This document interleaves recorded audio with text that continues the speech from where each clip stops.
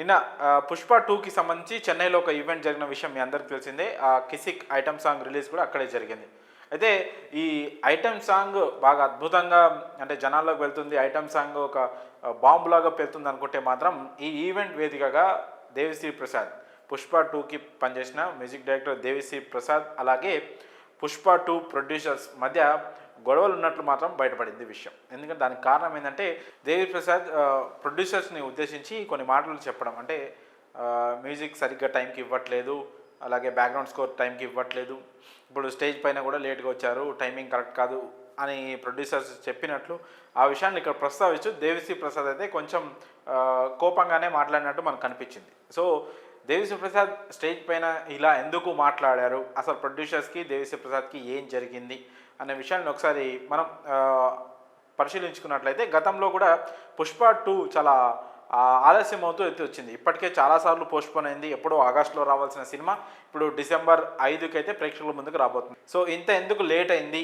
అనే విషయాన్ని షూటింగ్ మిగతా డైరెక్టర్స్ పనులు ఇవన్నీ పక్కన పెట్టేస్తే ముఖ్యంగా మ్యూజిక్ విషయం గురించి మాట్లాడుకుంటే బ్యాక్గ్రౌండ్ స్కోర్ కావచ్చు, ఇతర ఈ ఐటమ్ సాంగ్లు కావచ్చు, ఇలాంటివన్నీ లేట్ అయినాయి. అందుకు కారణం ఏంటంటే దేవిశ్రీ ప్రసాద్ అయితే కంగువా సినిమాకి అలాగే తన ఓన్ కాన్సెప్ట్లకి అంటే వేరే ఇతర మ్యూజిక్ ప్రోగ్రామ్స్కి ఆ ప్రోగ్రామ్స్ చేయడము దానికోసం ఎక్కువ టైం కేటాయించడంతో పుష్ప 2కి సంబంధించిన మ్యూజిక్ పనులు కానీ బీజిఎంకి సంబంధించిన పనులు కానీ డిలే అయినట్లు మాత్రం మనకి తెలుస్తూ ఉంది. ఆ విషయంలోనే వీళ్ళిద్దరి మధ్య ప్రొడ్యూసర్స్కి అలాగే మ్యూజిక్ డైరెక్టర్స్కి మధ్య కాస్త గ్యాప్ వచ్చినట్టు ఇద్దరి మధ్య ఈ విషయమైనా చర్చ జరిగినట్లు ఒక విధంగా దేవిశ్రీ ప్రసాద్ ప్రొడ్యూసర్ పైన అసంతృప్తిగా ఉన్నట్లు ఆయన కామెంట్స్ ఆయన మాట్లాడిన విధానం కానీ ఆయన మాటలు కానీ మనం పరిశీలిస్తే మనకు అర్థమవుతా ఉంది. పుష్ప 2 చాలా పెద్ద project. Already Pushpa 1 super hit అయింది. ప్రస్తుతం పుష్ప 2 పైన దేశవ్యాప్తంగా చాలా భారీ అంచనాలు అయితే నెలకొన్నాయి. సో ఇలాంటి సినిమా కోసం పనిచేస్తున్న టైంలో దేవిశ్రీ ప్రసాద్ టైం ఇస్తే బాగుండు,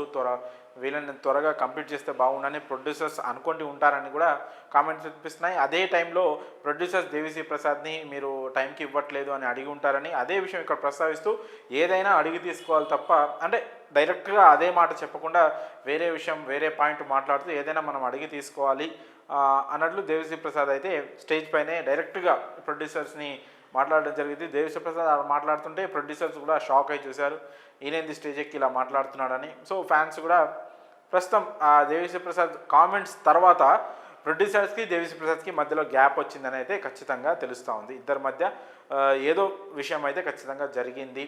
ఈ మ్యూజిక్ విషయంలో ఖచ్చితంగా విభేదాలు అయితే ఉన్నాయి అనే ఒక విషయం మాత్రం ప్రస్తుతం అందరి మైండ్లో అయితే బలంగా నాటుకుపోయింది. అయితే అదే క్రమంలో ఈ పుష్ప 2కు ఇట్లా డిలే అవడం వల్ల దేవిశ్రీ ప్రసాద్ ఒక్కరే కాకుండా అటు తమన్ ఇంకా అజనీష్ లాంటి ఇంకా ఇతర మ్యూజిక్ డైరెక్టర్స్ కూడా సినిమాకి యాడ్ అవ్వడం, వాళ్ళు కూడా పనిని భాగాలుగా పంచుకొని కొంత పార్ట్ వాళ్ళు కొంత పార్ట్ వీళ్ళు ఇట్లా బ్యాక్గ్రౌండ్ స్కోర్ గురించి కావచ్చు, ఒక పర్టికులర్ సీక్వెన్స్ గురించి కావచ్చు, ఇప్పుడు ఆ జాతర సాంగ్ ఉంది దానికోసం కొంతమంది, ఇంకా మిగతా క్లైమాక్స్ సీన్ల కోసం ఫైట్లకి బ్యాక్గ్రౌండ్ మ్యూజిక్ కోసం ఇలా ఈ డైరెక్టర్స్ అంతా వర్క్ని పంచుకొని పనిచేసినట్లు తెలుస్తుంది. సో ఈ విషయంలో కూడా దేవిశ్రీ ప్రసాద్ చాలా హట్ అయినట్లుగా ఆయన కామెంట్స్ని మనం వింటే మనకి క్లియర్గా అర్థమవుతా ఉంది. సో మొత్తానికైతే ఈ మైత్రి మూవీ మేకర్స్ ప్రొడ్యూసర్స్ ఎవరు ఉన్నారో వాళ్ళకి దేవిశ్రీ ప్రసాద్ మాత్రం ఖచ్చితంగా ఈ విషయంలో విభేదాలు అనుకోవచ్చు, ఒక రకమైన అసంతృప్తి ఒకళ్ళ మీద ఒకళ్ళకు ఉన్నట్టు మాత్రం క్లియర్ కనిపిస్తూ ఉంది. కాకపోతే దేవిశ్రీ ప్రసాద్ అలాగే మైత్రి మూవీ